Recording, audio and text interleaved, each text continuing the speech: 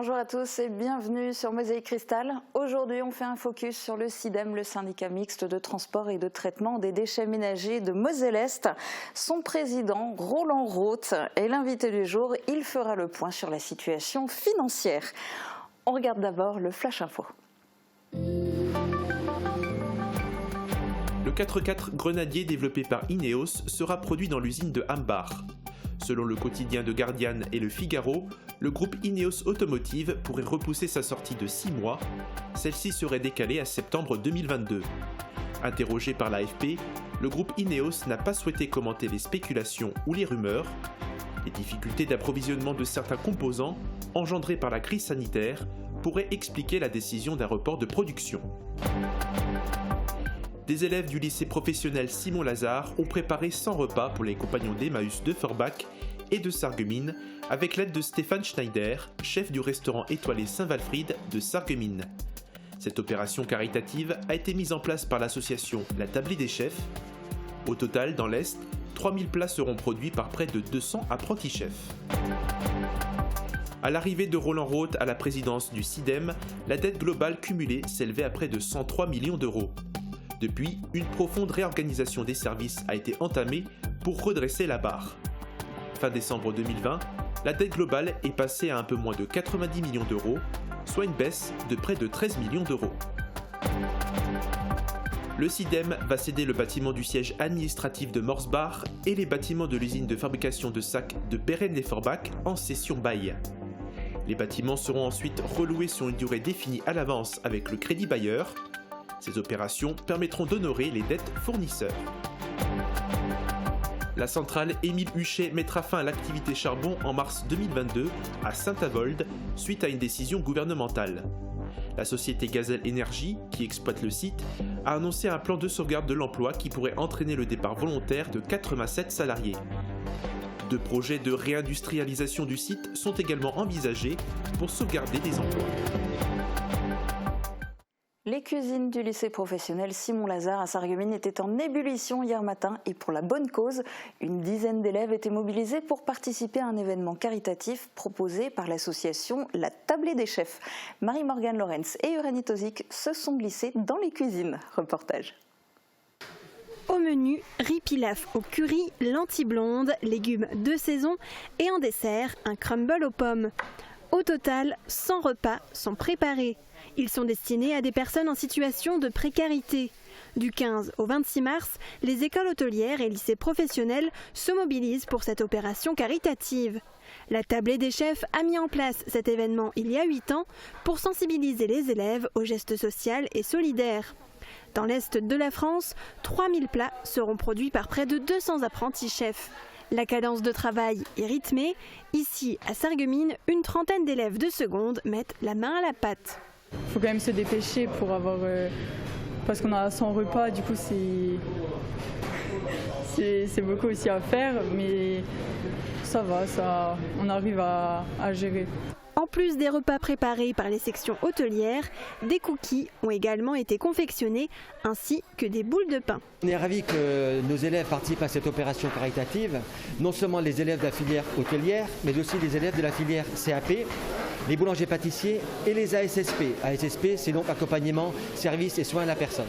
Pour les aider, les élèves peuvent compter sur le soutien d'un chef, Stéphane Schneider, du restaurant étoilé Saint-Walfried de Sarreguemines.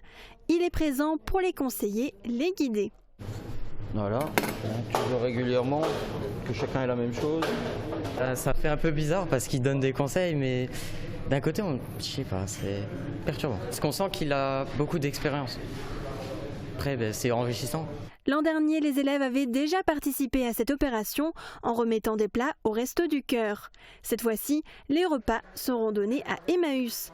L'association les remettra à des compagnons de Sarreguemines et de Forbach. On n'a pas l'habitude finalement d'avoir ce petit goût peut-être de professionnel à nos tablés, donc voilà, on va être très, très satisfaits demain. Donc ils attendent ça avec impatience. Pour ces élèves, c'est une fierté de pouvoir cuisiner pour les personnes en difficulté. C'était une matinée spéciale pour les élèves, d'autant plus avec la situation actuelle qui les prive de pouvoir cuisiner pour de réels clients servis en salle. On retrouve Marie-Morgane Lorenz qui s'est rendue sur place hier pour en savoir plus sur leur quotidien actuel. Aujourd'hui, les élèves sont fortement mobilisés pour cet événement caritatif, mais le restaurant d'application du lycée ne fonctionne plus comme d'habitude. Le monde de la restauration est en partie à l'arrêt. Les établissements ne peuvent en tout cas plus recevoir du public. Il peut être alors difficile d'acquérir de l'expérience dans les cuisines et en salle. Je suis en compagnie du chef des travaux du lycée Simon Lazare. Quel est le quotidien des élèves actuellement ? Le quotidien ne change pas, hormis qu'on n'accueille pas des clients de l'extérieur, mais les ateliers continuent de fonctionner normalement, du moins le plus normalement possible. Alors on assure les TP d'une façon normale, mais on fait appel pour notre restaurant, soit à nos élèves ou à nos professeurs qui, eux, viennent faire les clients et voir nos élèves internes aussi pour organiser des services dans la bonne continuité pédagogique qui est là nôtre. Et qu'en est-il de leur stage dans la restauration, l'hôtellerie? Comment ça se passe? Alors effectivement, la problématique existe parce que tous les restaurants sont fermés, malheureusement. Alors on essaie de trouver un plan de secours. On met nos élèves cuisiniers, par exemple, en stage dans des pâtisseries pour qu'ils puissent aussi, parce que la pâtisserie fait partie du métier, dans les EHPAD, par exemple, aussi. Voilà, donc il y a des établissements qui fonctionnent. Pour les élèves serveurs, donc là, on va trouver dans les EHPAD aussi, parce qu'il y a du service pour les personnes âgées.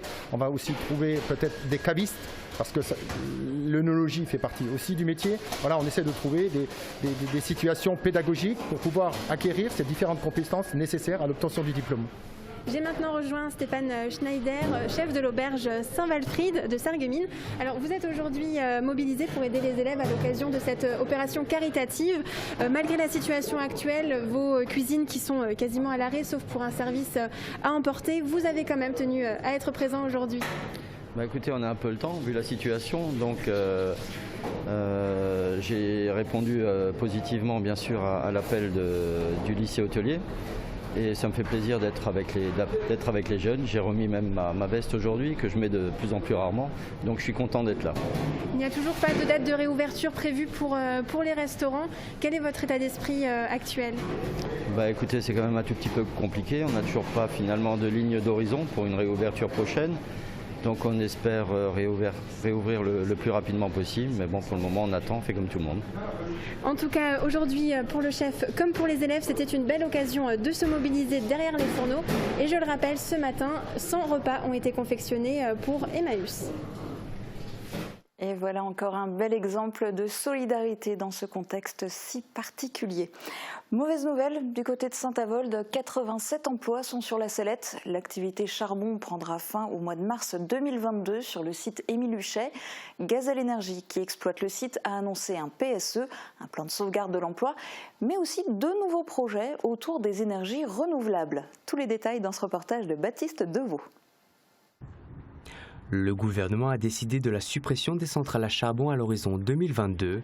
Pour faire face à cet arrêt, la société Gazelle Énergie, qui exploite le site Émile Huchet à Saint-Avold, a proposé un plan de sauvegarde de l'emploi pour les salariés de la centrale naborienne. Le PSE, qui vient d'être finalisé et soumis au service de l'État, pourrait entraîner le départ volontaire de 87 salariés.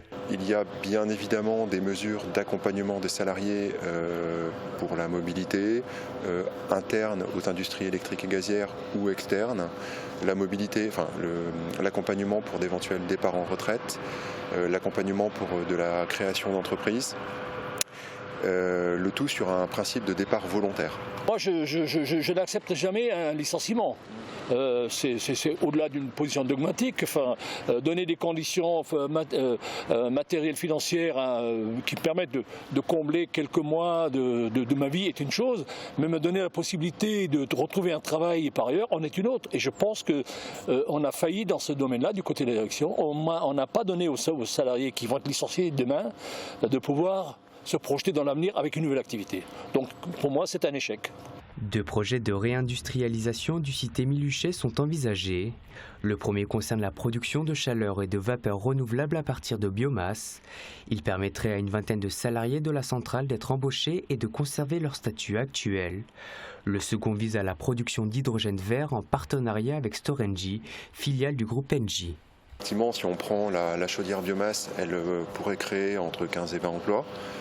En propre pour l'exploitation et la maintenance de l'unité.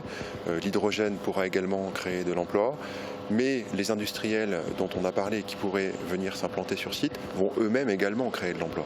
Donc on est quand même sur plusieurs dizaines d'emplois au global qu'on pourrait retrouver à terme sur le site de la centrale Émile-Huchet. Le syndicat Force ouvrière a proposé à la direction qu'une cogénération soit associée au projet biomasse.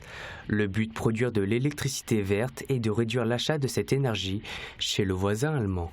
Lorsque je regarde le nombre de térawattheures, donc c'est des millions de mégawattheures qu'on achète chez les Allemands, et jusqu'à preuve du contraire, les Allemands produisent à partir du charbon. Voilà, donc on ne peut pas d'un côté accepter qu'on ferme la production d'électricité en France et aller acheter de l'électricité qui est produite par le charbon aussi, alors que nous pourrions par ces nouveaux investissements produire de l'électricité décarbonée et plus propre et qui, je le rappelle, permettent le maintien d'activité des salariés sur le site.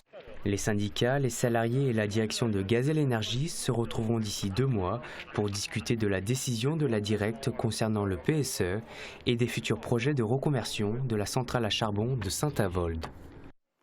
On fait le point sur le SIDEM et son état des lieux financiers juste après les prévisions de Météo France pour demain. La météo vous est présentée par le Crédit Mutuel. Une banque qui appartient à ses clients, ça change tout.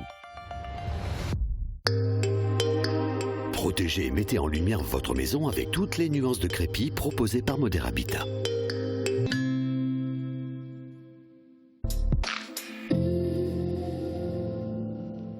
Bonjour tout le monde, pour demain, malgré quelques passages nuageux, ce sont les éclaircies qui dominent. Il fera donc beau toute la journée et ça va se ressentir du côté des températures avec des minimales qui iront de 3 à 4 degrés et des maximales de 14 à 16 degrés. Demain, pensez à souhaiter une bonne fête au Larissa et il fera jour de 6h20 à 18h53. Passez tous une excellente journée et à demain. Merci d'avoir suivi la météo avec le Crédit Mutuel. Une banque qui appartient à ses clients, ça change tout. Ordinateur, imprimante, réseau, IP Connexion vous dépanne où que vous soyez. IP Connexion, c'est aussi de la téléphonie IP, de la vidéosurveillance et de la domotique. Chez Cuisine Schmidt Sarreguemines, jusqu'au 31 mars, place aux offres lumineuses. Pour une cuisine équipée ou un dressing sur mesure, l'éclairage vous est offert. Nous vous offrons aussi jusqu'à 1 000 € de réduction sur tous vos projets. Et en ce moment, tentez de remporter un lot d'une valeur de 505 € en participant au jeu concours sur notre page Facebook. Au restaurant, j'ai du mal à suivre une conversation. Y aurait-il une solution avec mon appareil auditif ? Les appareils auditifs sont de plus en plus performants et gèrent de mieux en mieux les environnements bruyants. Il existe un mode Edge qui va vous permettre d'atténuer l'environnement bruyant et favoriser vraiment la parole qui vous intéresse.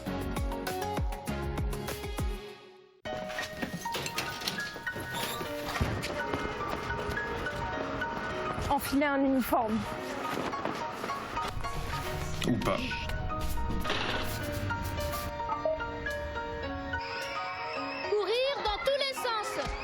Ou rester immobile. Faire des gestes maîtrisés.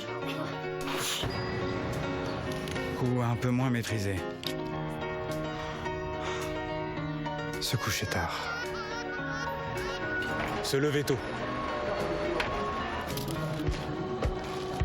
Savoir viser. Très très bien visé. Fermer plus tôt. Ouvrir plus grand. Porter un masque. Vraiment le porter. En restant chacun mobilisé, nous serons plus forts ensemble.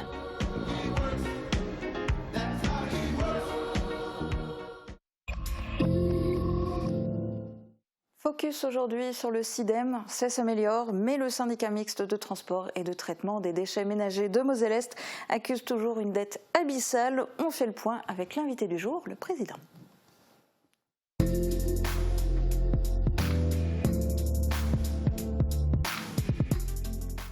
Roland Roth, bonjour et merci de participer à cette émission en direct. Bonjour et merci de m'avoir invité. Alors avant de rentrer dans le vif du sujet, on va rapidement le rappeler pour les téléspectateurs. Le SIDEM, c'est un service public de transport et de traitement des déchets pour un territoire regroupant 10 intercommunalités comptant plus de 370 000 habitants.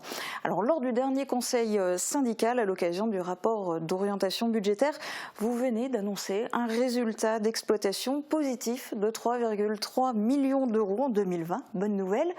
Sauf que finalement, ça ne ramènerait que le déficit d'exploitation cumulé à 15,5 millions, quand même, encore. Alors est-ce que ça signifie qu'il faudra attendre 4 ans et demi à ce rythme-là pour résorber le déficit d'exploitation ?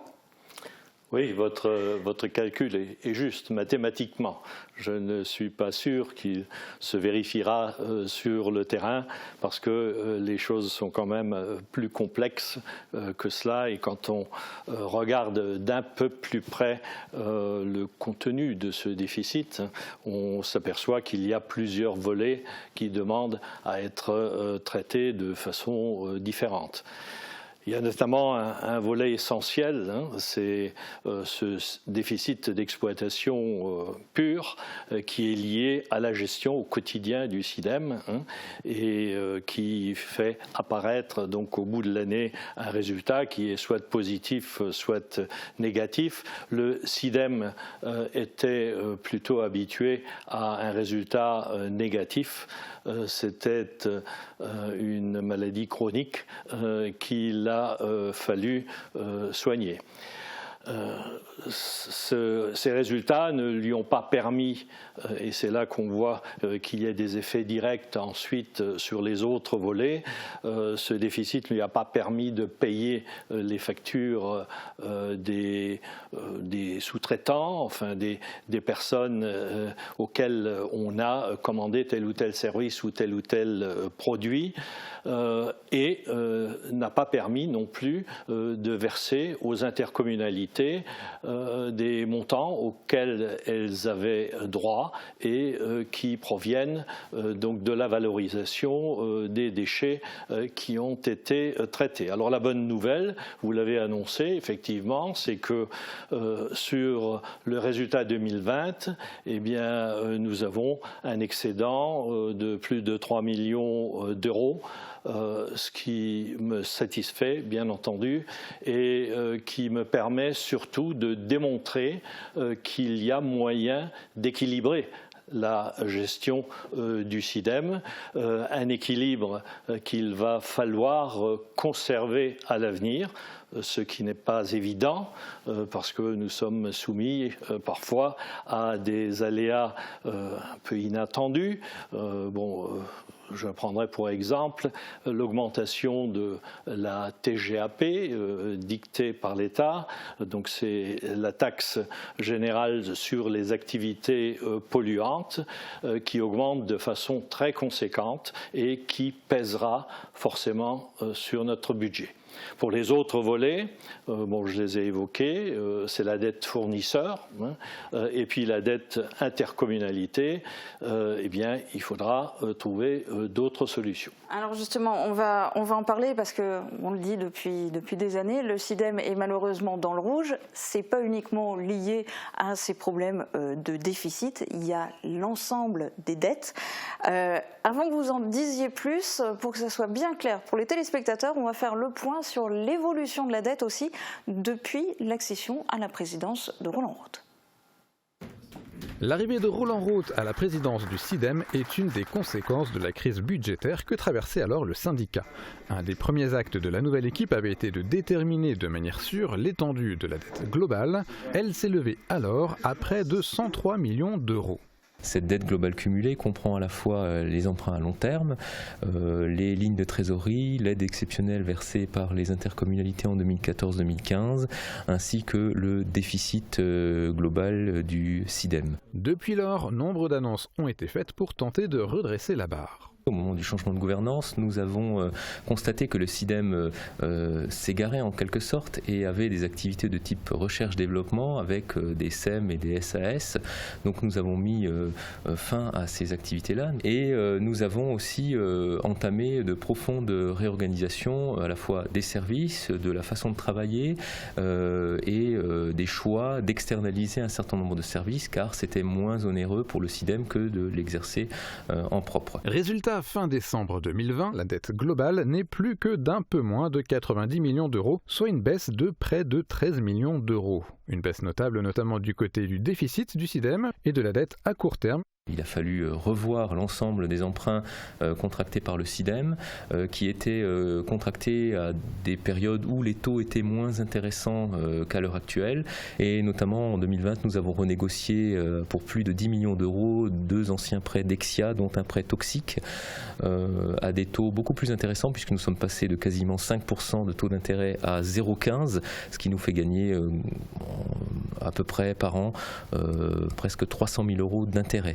Et ces 300 000 euros de gains annuels nous permettent d'investir ailleurs et d'améliorer nos comptes par ailleurs. Néanmoins, comme l'indiquaient les chiffres, si la situation s'est améliorée, elle n'en reste pas moins toujours problématique. Le chemin de croix budgétaire du SIDEM reste encore long.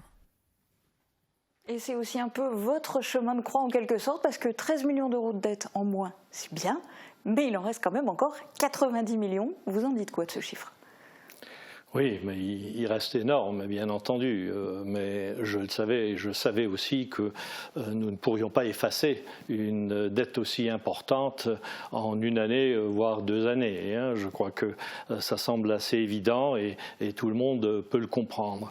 Alors, nous mettons en œuvre un certain nombre de leviers, d'ailleurs qui ont été très bien expliqués par M. Sibert, qui nous permettent de réduire progressivement cette dette dans des domaines très différents. Donc nous agissons sur notre exploitation, comme déjà dit précédemment. Nous agissons auprès des banques pour renégocier les emprunts qui existent aujourd'hui et qui étaient, comme il l'a précisé, à des taux importants. Donc nous essayons de tout faire pour réduire la charge dans ce domaine. Alors en ce qui concerne la dette classique, la dette qu'on voit apparaître dans toutes les collectivités. Il reste à peu près 64 millions d'euros de dettes à rembourser. Eh bien, ces remboursements se font régulièrement. Ces remboursements se faisaient aussi régulièrement avant mon arrivée. Je crois qu'il faut le préciser. Donc, il n'y a jamais eu de problème à ce niveau-là.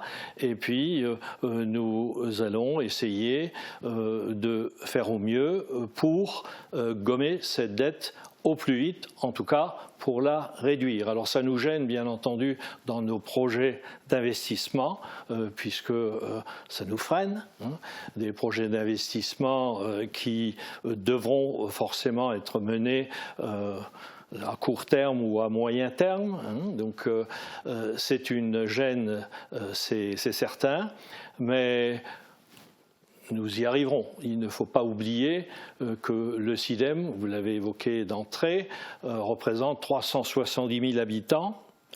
Ça représente 3 fois la ville de Metz. C'est quand même un espace énorme et je pense qu'avec une gestion rigoureuse, nous arriverons à résorber cette dette progressivement. Alors vous avez petit à petit actionné différents leviers, cherché au fur et à mesure des nouvelles pistes. Et là, il y a une nouvelle piste qui émerge parce que finalement, et si la solution se trouvait, ou l'une des solutions se trouvait dans l'immobilier, on va faire le point déjà en images sur les possessions du SIDEM et vous allez découvrir le projet de leaseback. Et si le salut du SIDEM passait par son immobilier? Les plateformes de réception de bois, de déchets verts ou d'enlèvement de compost, les centres de transfert ou encore l'usine de fabrication de sacs, Métavalor, le siège administratif. La liste n'est pas exhaustive car le syndicat Est-Mosellan possède en effet de nombreux biens et bâtiments liés à ses activités. Dès son arrivée, la nouvelle présidence avait déjà indiqué vouloir vendre 2 biens. La forêt de Gensbach, tout d'abord, pour laquelle la vente est en cours et devrait être finalisée cette année. Un quai de transfert, enfin, dans le pays de Bitche, pour lequel un rendez-vous devrait être pris prochainement chez le notaire afin de le céder à la communauté de communes du pays de Bitche. Cependant, c'est une opération d'un tout autre ordre qui a été décidée pour les bâtiments de l'usine de fabrication de sacs de Beeren-les-Forbach et le siège administratif de Morsbach. Pour ces deux-ci, le SIDEM va effectuer un leaseback ou une cession-bail dans la langue de Molière. Alors le leaseback, c'est une opération par laquelle une entreprise cède un de ses actifs, mobilier ou immobilier, à un crédit bailleur, donc en général une banque, et elle peut bénéficier en retour de la location de ce bien sur une durée définie à l'avance avec le crédit bailleur.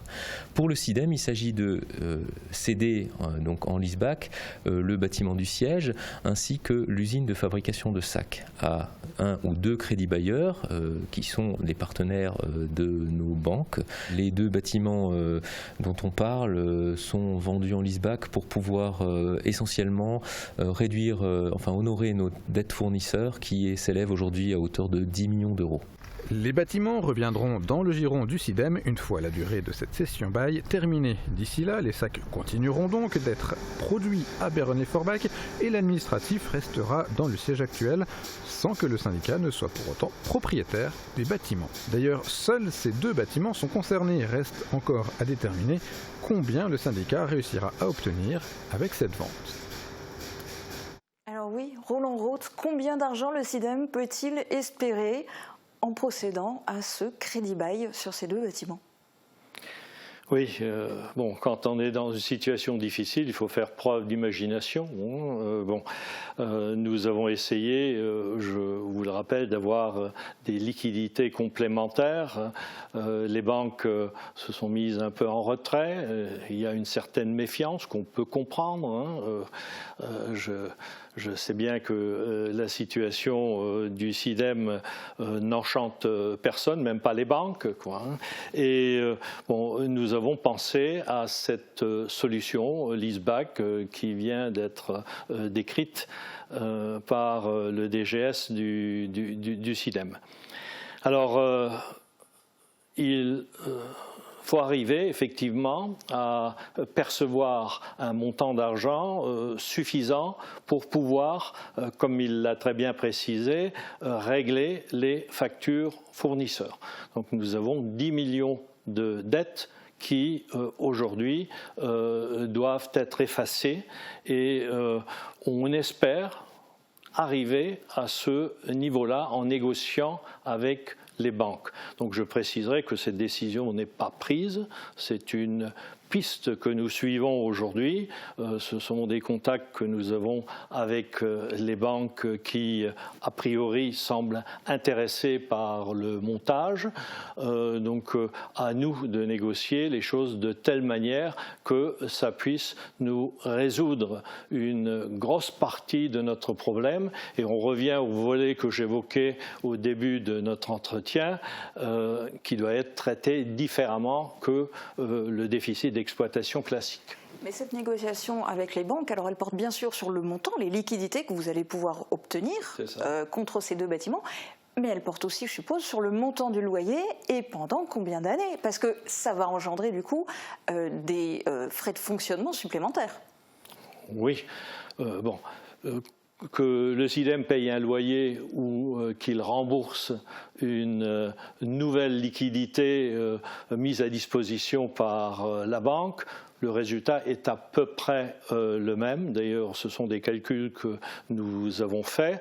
Donc, l'impact financier en remboursement serait à peu près à la même hauteur que serait un prêt classique. Donc voilà, à partir de là, eh bien, nous serons locataires ou nous serions locataires sur une certaine durée. Nous pensons aujourd'hui, pour être tout à fait précis, à 18 ans. Et au bout de 18 ans, les équipements, donc ces deux bâtiments, puisqu'il s'agit de deux bâtiments seulement, et non pas de l'ensemble du patrimoine du SIDEM, reviendraient dans le giron du syndicat. Nous en retrouverions la propriété. Et en précisant bien qu'on parle des bâtiments et absolument pas de ce qu'ils contiennent, les machines, etc. Ça reste la propriété du SIDEM. Voilà. Dans un tout autre registre, il y a un problème qui revient régulièrement sur le tapis et même sur le tapis de tri. C'est le fait que les gens, vous le dites régulièrement lors des réunions du SIDEM, les gens trient de moins en moins bien. Comment vous allez faire pour remédier à ça ? Parce que ça coûte de l'argent au CIDEM, je suppose. Absolument, oui. C'est un vrai problème. Et ce qui est un peu surprenant, c'est qu'il apparaît maintenant de façon claire. Alors, est-ce qu'on s'en est moins aperçu avant, mais actuellement, je crois que nous pouvons dire très clairement que le tri est mauvais. Pour deux raisons à la limite. L'usager qui peut-être est moins attentif à ces gestes de tri. Peut-être la communication n'est pas suffisante. Bon, c'est un point d'interrogation. Et puis, il y a le principe même de la collecte multiflux qui est remis en question. On peut s'interroger sur le mélange de ces 3 sacs, un tri qui, au final, ne se fait pas de façon, je dirais, très nette, et ce qui amène donc un mélange, par exemple, de sacs orange et de sacs bleus au centre de tri, et forcément, cela produit des refus de tri qui nous coûtent cher. Donc, c'est un poids lourd que le CIDEM a en charge. Oui, parce que ça vous baisse le tonnage de tout ce que vous pouvez revendre dans les recyclables. Mais d'ailleurs, à l'époque de la création du CIDEM, quand il n'y avait pas encore les sacs orange, que c'était les sacs jaunes transparents, c'était une collecte à part à l'époque. C'est ça. Donc l'idée, c'est de revenir à une collecte à part. Et qui était plus efficace, d'abord parce que, on voit ce qui est dans le sac, hein, je crois que c'est aussi simple que ça, et le fait de faire une collecte à part nous permet d'avoir des déchets propres à remettre au centre de tri. Donc notre action ira vers la communication. Je crois qu'il faut rappeler les gestes de tri à l'usager. Disons, c'est encore plus indispensable parce que nous passons maintenant à l'extension du tri. À partir du 1er janvier 2022, ce seront les emballages des six-packs, par exemple, de boissons, des gobelets, des choses de ce genre-là, qui pourront également être ramassés par le CIDEM dans le cadre de ces sacs orange, qui seront peut-être transparents à ce moment-là. Donc ce sont des réflexions que nous menons aujourd'hui et qui, je l'espère, vont aboutir à une meilleure efficacité en matière de tri. Alors dans un autre genre, il y a une autre réflexion que vous menez depuis un moment, que vous avez commencé à évoquer l'année dernière, c'est le fait de mettre en place un pacte financier avec les intercos membres du CIDEM. A priori, ça doit passer au vote lundi. Concrètement, il comprend quoi ce pacte financier ? Il n'est pas très compliqué. Il y a un problème à la base, vous le savez. Le problème, c'est que les flux financiers qui proviennent donc des intercommunalités membres ne sont pas des flux réguliers. Qu'est-ce que ça veut dire? C'est que ce sont les intercommunalités qui alimentent financièrement le CIDEM et elles sont amenées à payer tous les mois un certain montant, suivant la taille de l'interco, un montant calculé et qu'ils connaissent à l'avance. Il y a sur les 10 intercommunalités des structures qui payent régulièrement à la date prévue, il n'y a pas de souci. Il y en a d'autres qui sont plus irrégulières pour des raisons que je n'évoquerai pas et je ne me permettrai pas d'émettre un jugement sur ce point, mais ces irrégularités font que nous sommes toujours en situation d'attente, donc nous ne bénéficions pas de cette trésorerie qui nous est absolument nécessaire pour pouvoir travailler au quotidien. Mais d'un autre côté, les intercos peuvent dire que le CIDEM est très en retard sur le remboursement de ce qui avait été comme apport exceptionnel de la part des intercos. Ça, c'est encore un point différent. Il y a l'apport exceptionnel et puis il y a ce que le SIDEM doit, je l'ai évoqué avant, aux intercommunalités en tant que retour des produits triés, puisque on a aussi des recettes liées à cela et ces recettes doivent être dirigées vers les intercos. Or, depuis que je suis donc responsable du SIDEM, ces reversements ont été faits régulièrement. Je m'étais engagé à cela et ça a été fait. Par contre, il reste encore à leur rembourser tout ce qui n'a pas été fait avant. Et ce sont des montants qui, là aussi, sont assez considérables. D'ailleurs, quand on regarde un peu le niveau dans les deux sens, ça tourne autour d'une moyenne de 8 millions d'euros. Ce sont des sommes extrêmement importantes. Alors, ce pacte financier sert simplement à engager chaque collectivité à respecter les règles qu'on leur fixera en matière d'apport financier. Donc les deux flux doivent se faire de façon régulière pour que nous n'ayons pas, nous, à faire la trésorerie des communes, enfin des intercommunalités, ce qui est certainement une mauvaise chose parce qu'en contrepartie, nous sommes amenés à payer des pénalités de retard sur certaines factures, des pénalités qui sont importantes. Donc c'est un pacte dans lequel les intercos s'engagent à respecter les délais et le SIDEM, bien entendu, dans l'autre sens, s'engage de la même manière. Alors ça passe au vote lundi, de même que le budget. Oui. Dans le budget, est-ce qu'il y a une augmentation de 2% pour les intercos ou pas? Probablement, oui, c'est ce que j'ai proposé pour finalement absorber l'augmentation de la TGAP qu'on avait évoquée avant, absorber également les montants supplémentaires que nous sommes amenés à payer en raison des refus de tri qui deviennent de plus en plus importants, ce qui nous amène à proposer une augmentation de 2,6% effectivement qui devrait couvrir ces dépenses nouvelles. Pour le reste, eh bien, ce sera les mêmes montants que les intercos ont payés jusqu'ici. Et donc on verra lundi soir si ce point est accepté et voté par les membres du SIDEM. Merci en tout cas d'être venu donner toutes ces explications aujourd'hui en direct.